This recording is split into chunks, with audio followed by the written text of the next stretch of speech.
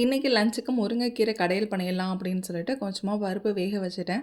வேக வச்ச பருப்பில் இப்போ வந்து நான் சின்ன வெங்காயம் வந்து ஒரு கை அளவுக்கு எடுத்து அதை தட்டிட்டு அதை அப்படியே அந்த பருப்பில் ஆட் பண்ணியாச்சு. சின்ன வெங்காயத்தை தட்டிட்டு சேர்க்கும்போது டேஸ்ட்டு சூப்பராக இருக்கும். அதனால் நான் தட்டிகிட்டே ஆட் பண்ணிட்டேன். வெங்காயம் ஓரளவுக்கு வெந்ததுக்கப்புறம் நம்ம வந்து முருங்கைக்கீரை தான் இதில் ஆட் பண்ண போகிறேன். முருங்கைக்கீரை ஊர்லேருந்து வரும்போது எடுத்துகிட்டு வந்திருந்தேன். அந்த முருங்கைக்கீரையை நல்லா வாஷ் பண்ணிவிட்டு அதை வந்து அப்படியே டேரெக்டாக ஆட் பண்ணிக்க வேண்டியது தான். இதில் நான் மிளகாப்பொடி அதெல்லாம் எதுவுமே போட போகிறதில்ல. மிளகாத்தூள் வேணும்னா கொஞ்சமாக மிளகாத்தூள் ஆட் பண்ணிக்கலாம். நான் இன்றைக்கி வந்து வெறும் மிளகு ஜீரகத்தூள் மட்டும் போட்டு தான் இதை வந்து இன்றைக்கி செஞ்சுருந்தேன். ரொம்பவே சூப்பராக இருந்துச்சு.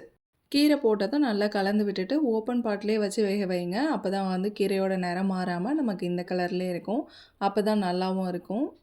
நான் ஊருக்கு போகிறப்பெல்லாம் எந்த கீரை எடுத்துகிட்டு வரேனோ இல்லையோ முருங்கைக்கீரை கொஞ்சமாவது எடுத்துகிட்டு வந்துட்டு முடிஞ்ச அளவுக்கு குழம்பு வச்சுக்கிறது, அப்படி இல்லைன்னா துவட்டிக்கிறது.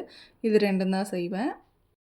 கீரையில் கொஞ்சமாக 1 ஸ்பூன் அளவுக்கு வந்து சீரகத்தூள் ஆட் பண்ணியிருக்கேன். அதே மாதிரி வந்து மிளகுத்தூள் ஆட் பண்ணியிருக்கேன். 2த்தையும் போட்டு நல்லா கலந்து விட்டு கொஞ்சம் நேரம் கீரையை நல்லா வேக வச்சுருங்க. இதுக்கு சைட் டிஷ்ஷாக நான் வந்து உருளைக்கிழங்கு வறுவல் தான் பண்ணலாம் அப்படின்னு சொல்லிட்டு உருளைக்கிழங்கு வறுவலுக்கு ரெடி பண்ணிகிட்டு இருந்தேன் சைட்லேயே. ஒர்க்கிங் டேஸில் எவ்வளோ நேரம் இருந்தாலுமே பத்தாது. காலைல அந்த 9:30 மணி வரையும் என்னமோ ஓடிட்டே இருக்கிற மாதிரி இருக்கும். 2 பேரும் வெளியில் கிளம்புனதுக்கப்புறம் தான் நமக்கு ரெஸ்ட்டு கிடைக்கும்.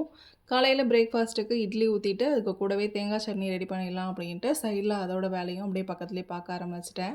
ஃபைனலாக கீரை வெந்ததுக்கப்புறம் அது நல்லா ஆற விட்டுட்டு அப்புறம் நல்லா கடைஞ்சிருங்க. கடைஞ்சிட்டு அதில் வந்து ஒரு தாளிப்பு கொடுத்துருங்க. நான் வடகம் போட்டு தான் தாளிச்சிருக்கேன். பாருங்கள் கீரை எவ்வளோ பசுமையாக இருக்குன்னு. நீங்களும் ட்ரை பண்ணி பார்த்துட்டு எப்படி இருந்துச்சுன்னு கமெண்ட் பண்ணுங்கள்.